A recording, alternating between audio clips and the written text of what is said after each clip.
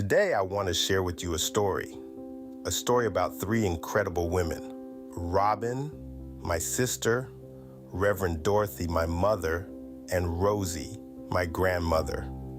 These three women were pillars of strength in my life. Robin, my sister, was a beacon of laughter and light. Her spirit was like a wildfire, wild, passionate, and uncontainable. She had an infectious laugh, one that could brighten even the darkest of days. And she was my best friend. Our bond was unbreakable, our connection irreplaceable. My mother, Reverend Dorothy, was a woman of unwavering faith and boundless love. She was a guiding force, a luminary who shone her light on everyone she encountered. Her wisdom was profound, her compassion limitless. She was the kind of woman who could find beauty in the simplest things and taught me to do the same. And then there was Rosie, my grandmother. Rosie was a fortress of resilience, a testament to the power of perseverance. She was the kind of woman who had lived through countless storms but still stood tall, still stood strong. She was a storyteller, weaving tales of courage and hope that have stayed with me to this day. But last year, they all left me, one by one, like dominoes falling in slow motion.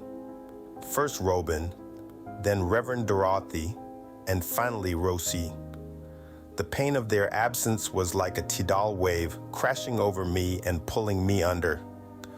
The world I knew had changed, and I was left grappling with a reality that felt alien and unkind. Their departure left a void in my life that seemed impossible to fill. It was as if the sun had set and forgotten to rise again. The laughter, the wisdom, the stories, they felt like distant memories, echoes of a time that was no more. But through this darkness, I began to see glimmers of light. I began to understand that even in loss, there is a potential for growth, for transformation.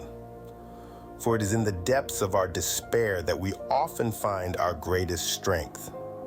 Their departure left a void in my life that seemed impossible to fill. Grieving is a journey, one that is different for each of us.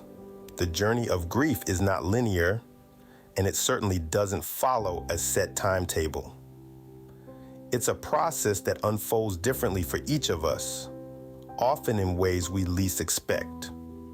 Swiss psychiatrist Elisabeth Kubler-Ross outlined 5 stages of grief: denial, anger, bargaining, depression, and acceptance. But these stages are not a roadmap.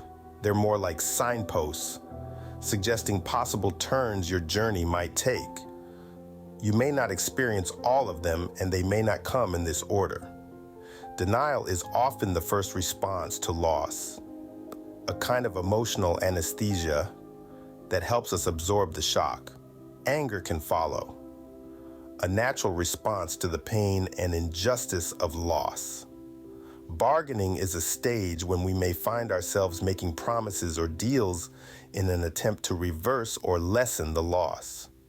Depression is a deep feeling of sadness and despair, a profound loneliness that comes with the realization of the magnitude of our loss. Acceptance, the final stage, is not about being okay with the loss, but rather acknowledging the reality of it and learning to live with it. But remember, it's okay to grieve. It's okay to feel all these emotions. And it's okay if your journey doesn't follow these stages. Grief is as unique as the person experiencing it. Some of us might find solace in solitude, others in the company of loved ones. Some might find comfort in remembering and sharing stories about those we've lost, while others may need to put away reminders for a while. It's also important to understand that grief is not a sign of weakness. It's a sign of love. It's the price we pay for having allowed ourselves to love deeply and be loved in return. And here's the thing about grief. It changes us. It reshapes our lives in ways we could never have imagined. But with time, patience, and self-compassion, we can learn to navigate this new landscape of our lives. Remember, It's not about getting over the loss, but rather learning to live with it. There are those who have walked this path before us, their stories serving as beacons of hope. Take, for instance, the story of Amelia. Having lost her husband due to a sudden illness, she was left alone with 2 young children. The pain was unbearable and the future seemed bleak. However, she found strength in the love for her children. She took one day at a time, allowing herself to grieve while also trying to create a sense of normalcy for her kids. Amelia found joy in the smallest moments, like a shared laugh over breakfast or a quiet evening reading to her children. She discovered that despite the pain, she could still experience moments of happiness. Then there's the story of Max. Max lost his best friend in a car accident. They had been inseparable since childhood, shared dreams and life plans. The loss felt like losing a part of himself. Max decided to honor his friend's memory by living out their shared dreams. He traveled, took up new hobbies, and even started a charity in his friend's name. Through these actions, Max found a new purpose in life. He turned his grief into a source of motivation, a testament to his enduring love for his friend.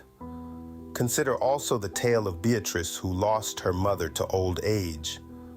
Beatrice and her mother were incredibly close, and her passing left a gaping hole in Beatrice's life. However, Beatrice chose to remember her mother's vibrant spirit and zest for life. She started a book club, something her mom always wanted to do, and found comfort in the shared stories and discussions. Beatrice realized that by keeping her mother's dreams alive, she could keep her memory alive too. And let's not forget the story of Sam, who lost his brother in the military. Sam struggled with his brother's loss, feeling a mix of sorrow, anger, and helplessness. However, he found solace in connecting with other families who had experienced similar losses. Together, they formed a support group. Through this community, Sam found a sense of understanding and acceptance. His brother's loss led him to a new family of sorts, a group of people who helped each other navigate their shared pain. These stories, while unique, carry a common thread. They demonstrate that even in the face of profound loss, it is possible to find resilience.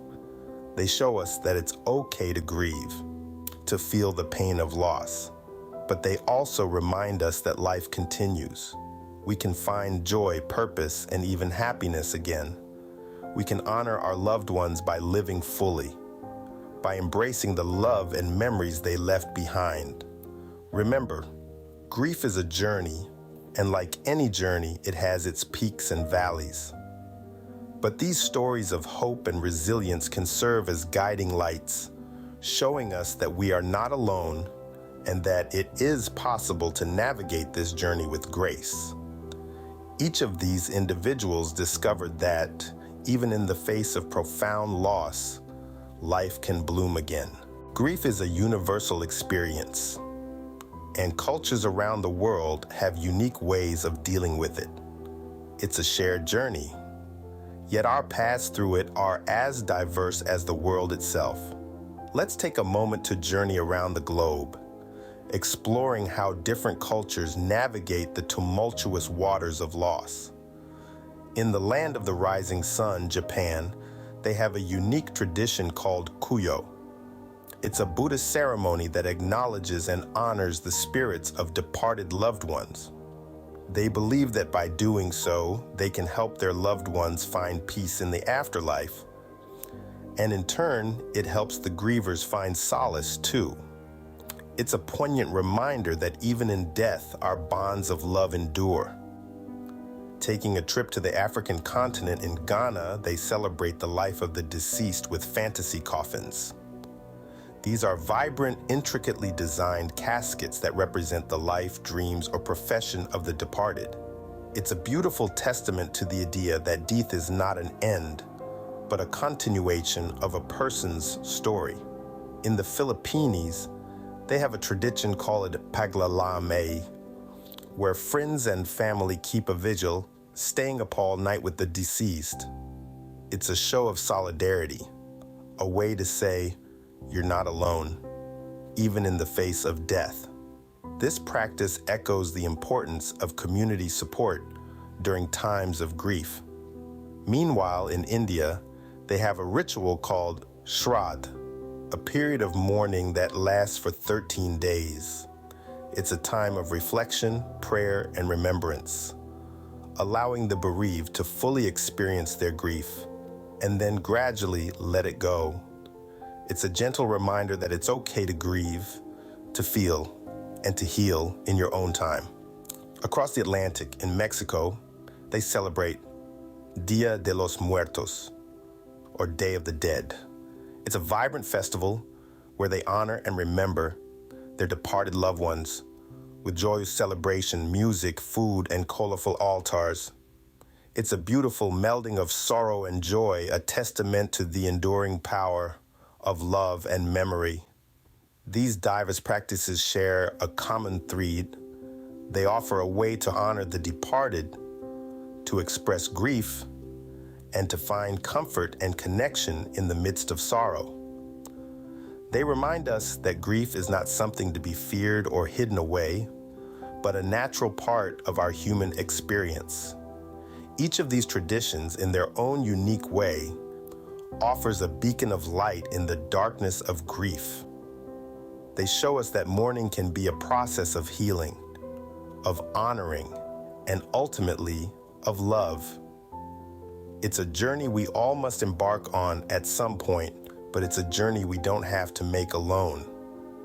There is much we can learn from these practices no matter where we come from. In the face of loss, we can find wisdom, comfort, and perhaps even a bit of solace in the practices of others. After all, in grief as in life, we are all more alike than we are different. Our grief, as overwhelming as it may be, can also be a source of strength. This is a truth I've come to understand through personal experience, and it's a truth that resonates in every corner of the world. When I lost my sister Robin, my heart felt like it had been shattered into 1,000 pieces. When my mother, Reverend Dorothy, passed away, I felt like I was lost in a vast ocean of sorrow. And when I said goodbye to my grandmother, Rosie, I thought I had reached the end of my endurance. But in navigating these turbulent seas of grief, I discovered something remarkable. As I mourned, I grew. Each tear watered a seed of resilience within me, and with time, those seeds began to sprout.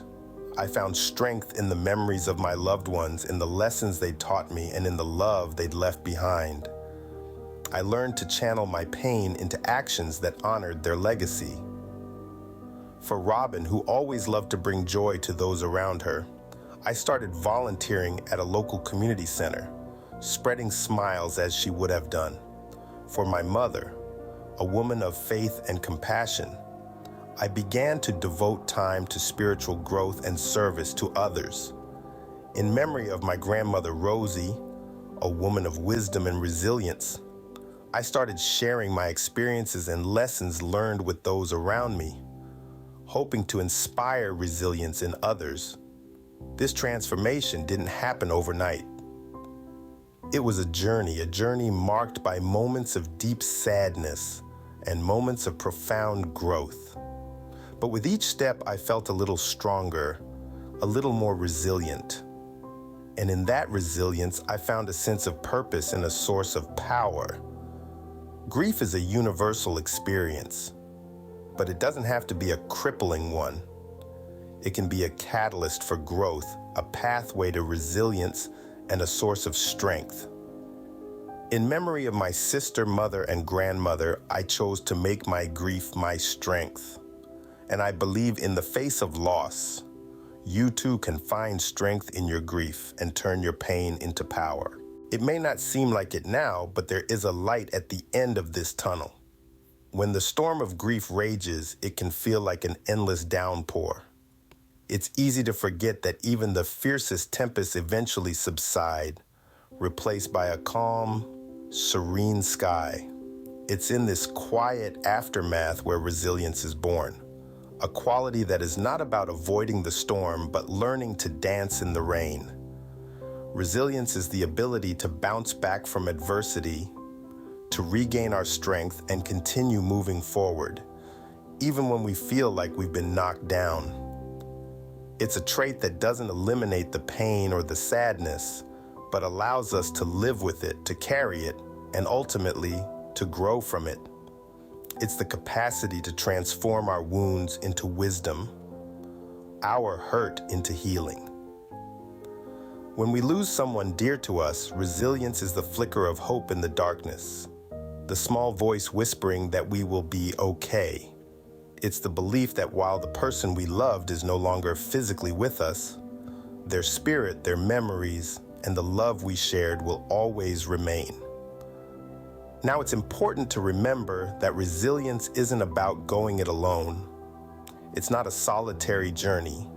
It's okay to ask for help, to lean on others when the weight of grief feels too heavy.